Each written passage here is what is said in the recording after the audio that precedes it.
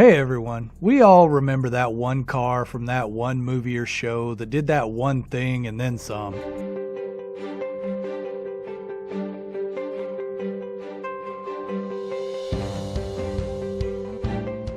Number 20. Everyone who's seen National Lampoon's Vacation can attest to the over-the-top version of a station wagon that the family got stuck driving cross country.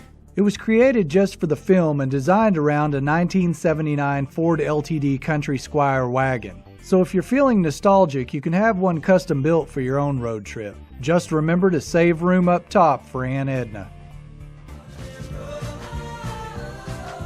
Number 19. The idea of all things electronic becoming sentient is unnerving to say the least. I can't speak for the movie itself, but one thing that did stand out is the green Goblin truck. This black Western Star 4800 was the obvious leader of the big rigs with its commanding presence and eerie red eyes that lit up. An obvious irony when you consider that the truck said Happy Toys on the side.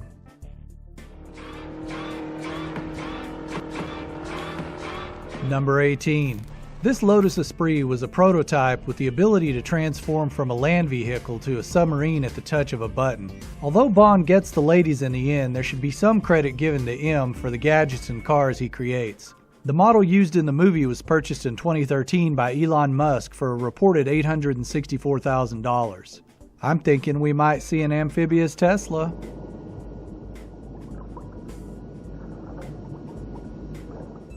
Number 17. Nothing says style like driving around in an old beat-up police car.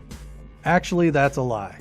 But Elwood only paid $400 for the Bluesmobile and it didn't fall apart till the end, so why argue? It isn't pretty and it doesn't have a working cigarette lighter, but it can jump bridges and tear up shopping malls, which completely makes up for it in my world. Number 16. In addition to the women and the ultra-suave style, every spy has to have a car. Austin Powers is no exception. But unlike other unnamed British spies, his vehicle has no secret gadgets. It's just all about cool. His car doesn't even have a back seat and he still manages to get so much action he nicknamed it the Shaguar. How's that for mojo? Number 15. It seems fitting that in the movie Christine they used a vehicle called a Fury. This pissed off car was not only possessive but also homicidal. To top it off, the car could regenerate to a brand new condition after sustaining damage, so it made for a bad day if anyone crossed its owner. Does that saying about a woman scorned apply to vehicles?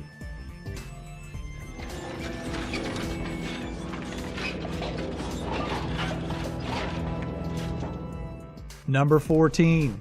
You don't even have to see any of the movies to recognize Herbie. This pearl white VW Bug with his number 53 in racing stripes has been a Disney staple for about 50 years. The theme of his stories involves racing and the occasional matchmaking endeavor. His harmless mischief and touch of attitude, along with his exceptional speed on the track, make for a car you can't help but root for.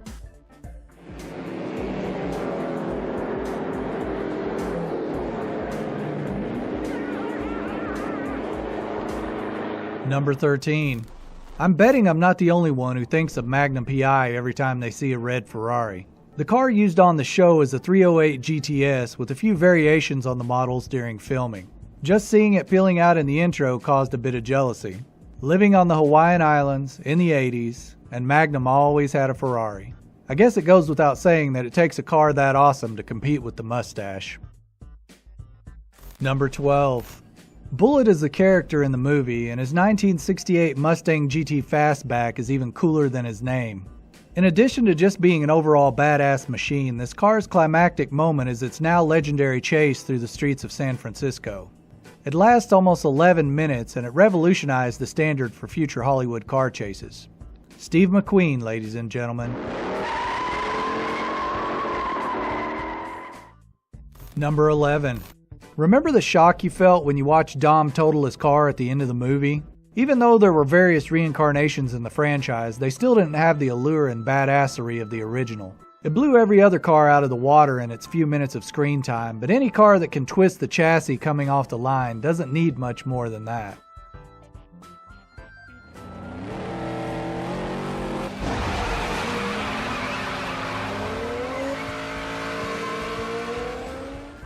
Number 10.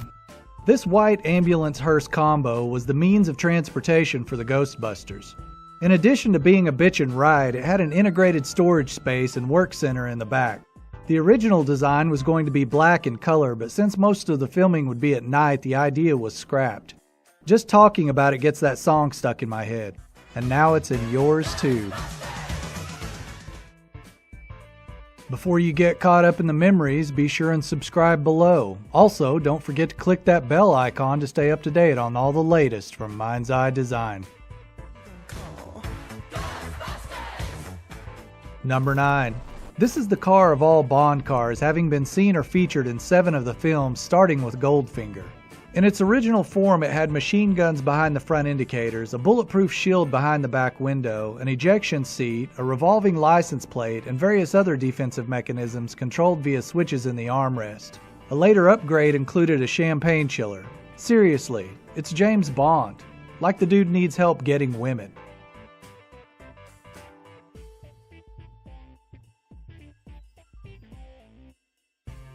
Number 8. Steal 50 cars in 24 hours. Honestly, they could have left out the first 49 and just had a movie about the lead character stealing the 1967 Shelby Mustang GT 500 and added an ensuing car chase. This car, dubbed Eleanor, was saved for last due to the previously failed attempts at stealing her. A total of 12 were built for the movie, with 5 of them being destroyed during filming.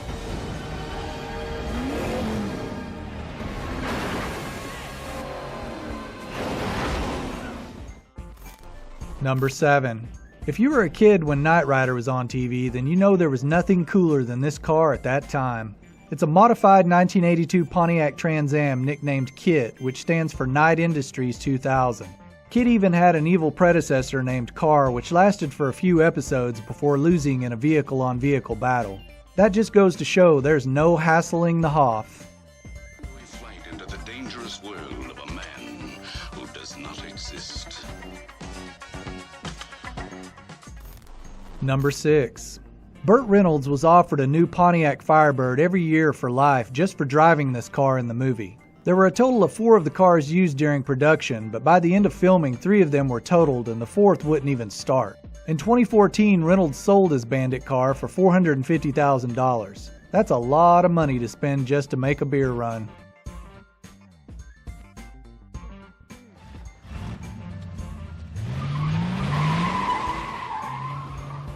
Number 5. Optimus takes on the form of a Peterbilt 379 cab in the first 3 films, and there's no denying that he's a tad bit more badass looking than in the original animated series. In the later movies, he changes into a 2014 Western Star 5700 concept and takes on a flame design reminiscent of Rodimus Prime. I guess it goes without saying that you have to look this intimidating if you plan on going face to face with Megatron.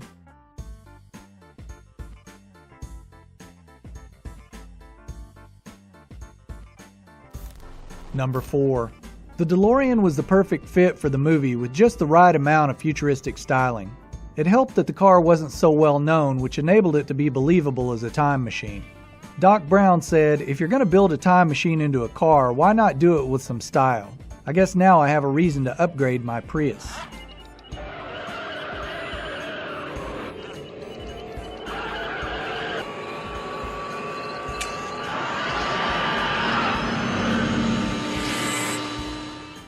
Number 3.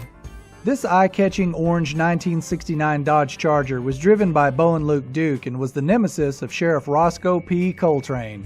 A total of 325 Chargers were used and destroyed during the show's 7 seasons, with approximately 17 still existing in various states of repair. Like a lot of the vehicles on this list, there are reproductions that show up at car shows and museums worldwide.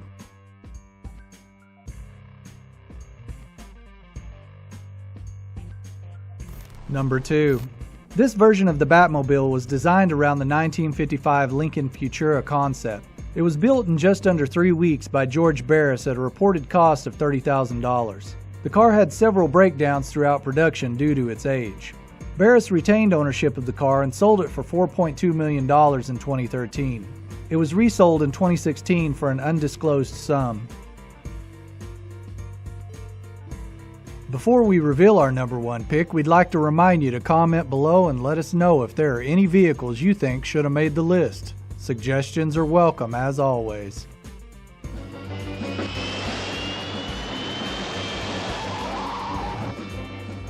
Number 1. Originally, when Sam buys Bumblebee at the lot, he is a modified 1967 Chevrolet Camaro. But after Michaela makes a remark about his looks, he scans a yellow 2014 Camaro and turns himself into a 2014 Chevrolet Camaro Concept, which modifies his robot mode as well. I'm pretty sure that the only choice for number 1 on anyone's list would be Bumblebee. If not, I'll let you take that up with him.